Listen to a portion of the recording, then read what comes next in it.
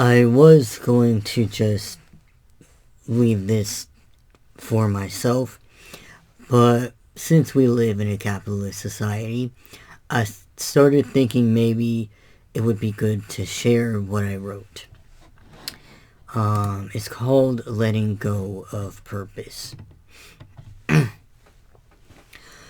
Literally all of my life, I've been searching for purpose. The meaning for existing. You could say the excuse for breathing.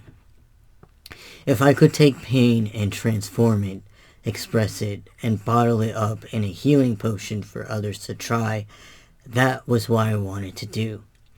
Just in ways that I could capably do in positions that have that access. And I always swore that if I didn't have that purpose, if I couldn't hack life, I would just kill myself, because what is life worth living if you don't have that thing to cling on to? Again, if you don't have an excuse to breathe, why are you breathing the air? But I've noticed that even in the best of circumstances, this is a very toxic mentality. This means your worth is directly tied to success, productivity, and the reactions of other people. And in the way I grew up and in this current society, it makes sense. People literally look down upon and blame lower class people. You can't survive without help unless you have some type of hefty title, and we're told how life is carved out of stones at different timelines of life. And if you're not there, you're not worth it. You must be doing something wrong. But this same mentality leaves external values, which leaves the self selfishly unnoticed and untapped. Meaning, the self doesn't have a say, the purpose does. You live life for that purpose, dedicated to it. Which means if you make a mistake, fuck it. You're worthless, because you're not living up to that standard. If you don't have the numbers, kill yourself. If you're not making an impact with other people, kill yourself. Or at the very least, inflict pain in some way. The self is not worth grace, understanding, or even rest when it lives on the purpose of product, content, or time. Simply because those are the standards and values that are set, not the well-being of the self.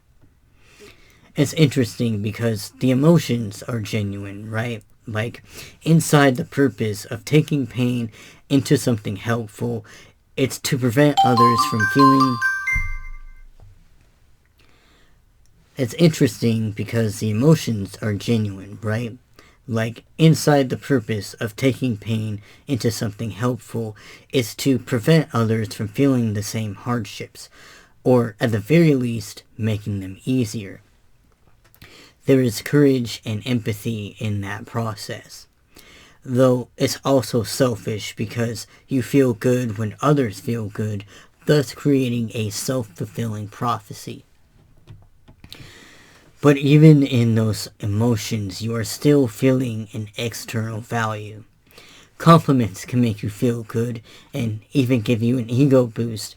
But if you relied on compliments to feel good about your physical appearance, it isn't an intrinsic value, and the mirror can be easily broken.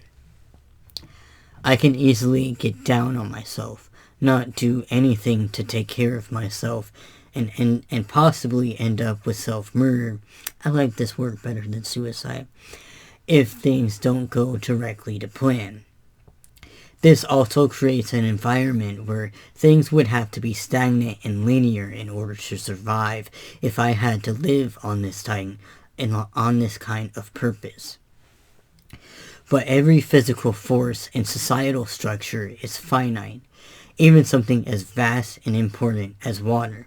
Shit, just ask the people in Flint. I need to let go of the notion that being a product instead of a person is what purpose is. This does not mean that purpose doesn't exist. It just needs a different definition, a different focus. Purpose can be as simple as moments time passing, becoming yourself, and knowing yourself better as you age. As long as you live, these are things that will never end. You can't fuck up observance. You can only grow from it. It also leaves joy and time for literally everything in life, because everything makes up your moments, and your moments shape you as a person. We stress about what we're meant to do in this life, but we never stop to think about who we are or who we're meant to be as people, just as people. Maybe we are our purpose.